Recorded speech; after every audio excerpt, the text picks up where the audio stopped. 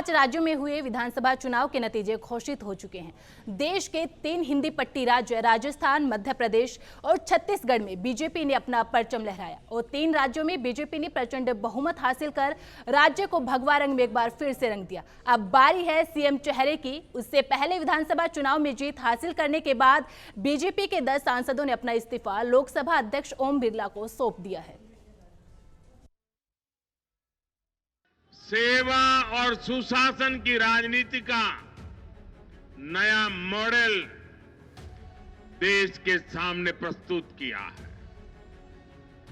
हमारी नीति और निर्णयों के मूल में सिर्फ और सिर्फ देश है, देशवासी है, भारत माता की जय, यही हमारा मंत्र है।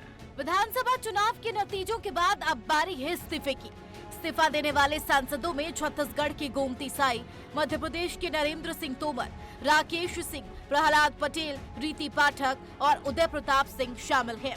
वे राजस्थान के सांसद दिया कुमारी, राज्यवर्धन सिंह राठौर और किरोड़ी लाल मीणा ने भी इस्तीफा दे दिया। इस्तीफा देने वाले 10 सांसदों में 5 मध्य प्रदेश, 3 राजस्थान और 2 छत्तीसगढ़ से हैं। बता दें कि बीजेपी ने 21 सांसदों को विधानसभा चुनाव में उतारा था, जिनमें से 12 ने जीत हासिल की और 9 सांसद हार गए। चुनाव जीतने वाले 10 विधायक लोकसभा अध्यक्ष ओम बिरला के पास अपना इस्तीफा सौंपने पहुंचे। हालांकि वह विधायक बने रहेंगे।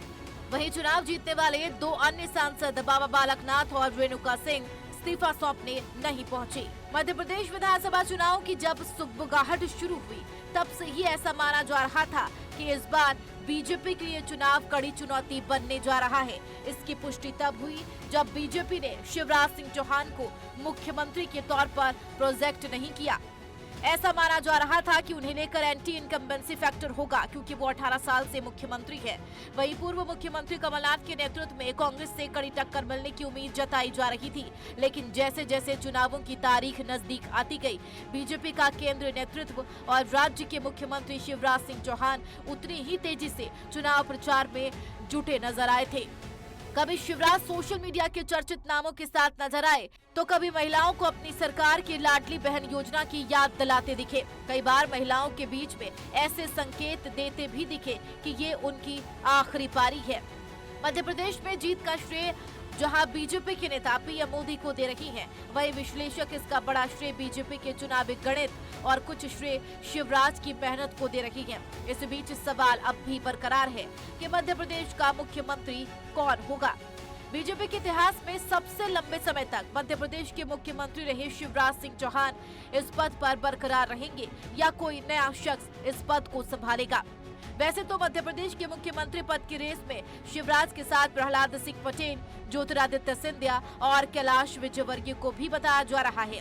बीजेपी के उम्मीदवारों की जब सूची जारी हुई, तो उसमें केंद्र में मौजूद नेताओं के नामों को देखकर सबको हैरानी हुई। इस बात की हैरानी खुद कैलाश विजयवर्गीय को भी हुई थी। कैलाश विजयवर्गीय इंदौर से चुनाव जीत गए हैं और उन्हें भी मुख्यमंत्री की दौड़ में माना जा रहा है। हालांकि वो राज्य में जीत का श्रेय सिर्फ शिवराज को नहीं देना चाहते हैं। उन्होंने इस जीत के बाद भारी जनादेश के पीछे मोदी के नेतृत्व को वजह बताया। बात अगर राजस्थान की करें तो बीजेपी ने चुनावी रण जीत लिया है। राजस्थान की कुल 199 विधानसभा सीटों में बीजेपी ने 115 सीटें जीती है। वहीं कांग्रेस को 69 सीटें पर जीत मिली। कहा जा रहा है कि राजस्थान में बीजेपी की चुनावी जीत में इसके कई दिग्गज नेताओं की खास भूमिका रही। हालांकि बीजेपी ने किसी को भी सीएम चेहरा बनाकर चुनाव नहीं लड़ा, इसलिए अब यह सवाल काफी अहम हो गया है कि आखिर मुख्यमंत्री की कुर्सी पर कौन बैठेगा। राजस्थान की 2 बार मुख्यमंत्री रह चुकी वसुंधरा राजे सिंधिया के बारे में कहा जा रहा है कि वह आलाकमान की पसंद नहीं है। राजस्थान में सीएम वसुंधरा नहीं तो कौन के सवाल के जवाब में अक्सर जो नाम आता है, दिया कुमारी का। राजसमंद की सांसद दिया कुमारी भी वसुंधरा राजे की तरह राज परिवार से आती है और उन्हें पीएम नरेंद्र मोदी समेत पूरे बीजेपी आलाकमान का पसंदीदा माना जाता है। अलवर जिले की तिजारा सीट पर बीजेपी उम्मीदवार बाबा बालकनाथ का भी नाम शामिल बताया जा रहा है। उन्हें उत्तर प्रदेश के योगी आदित्यनाथ की तरह ही देखा जा रहा। माना जा रहा है बीजेपी आलाकमान उन्हें राजस्थान की सीएम की कुर्सी दे सकता है। उनका नाम सीएम के दावेदार के तौर पर तेजी से उभरा है। कोटा के ओम बिरला फिलहाल लोकसभा के स्पीकर हैं। उन्हें सीएम पद की रेस में छुपा रुस्तम माना जा रहा है। उन्हें बीजेपी और संघ के बड़े नेताओं का करीबी और विश्वास पात्र समझा जाता है।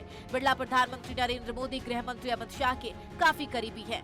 माना जा रहा है कि पार्टी आलाकमान उनके नाम पर एक मत हो सकता है।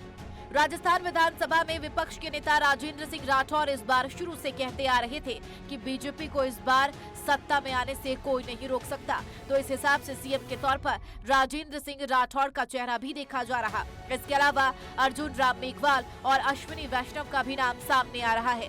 बहरहाल देखना है कि आखिरकार आलाकमान कौन से नाम पर मुहर लगाएगा या इन सब से हटकर कोई नया चेहरा होगा। अब बात करते हैं छत्तीसगढ़ की। पिछले कुछ दिनों से गली मोहल्ले में इस बात पर बहस जारी है कि विधानसभा की 90 में से 54 सीटें हासिल करने वाली भारतीय जनता पार्टी आखिर राज्य की कमान किस नेता को सौंपेगी। भाजपा के कई नेता मानकर चल रही हैं कि केंद्रीय नेतृत्व किसी नए चेहरे को मुख्यमंत्री बना सकता है।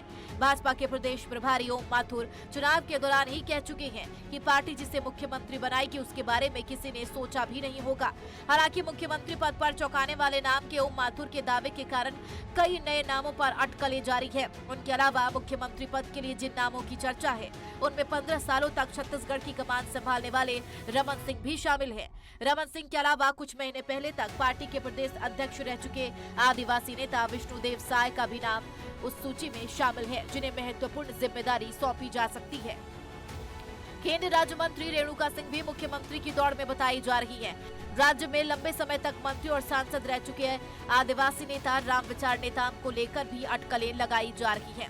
बहरहाल अब देखना यह है कि लंबे विचार विमर्श के बाद बीजेपी आलाकमान क्या निर्णय लेती है और इन 3 राज्यों में किसका राज तिलक करती है। ब्यूरो देश और दुनिया की हर बड़ी खबर के लिए सब्सक्राइब करें नवतेज टीवी और पल पल के अपडेट्स के लिए बेल आइकन को दबाना ना भूलें, क्योंकि आपकी खबरों का भरोसेमंद साथी है नवतेज टीवी।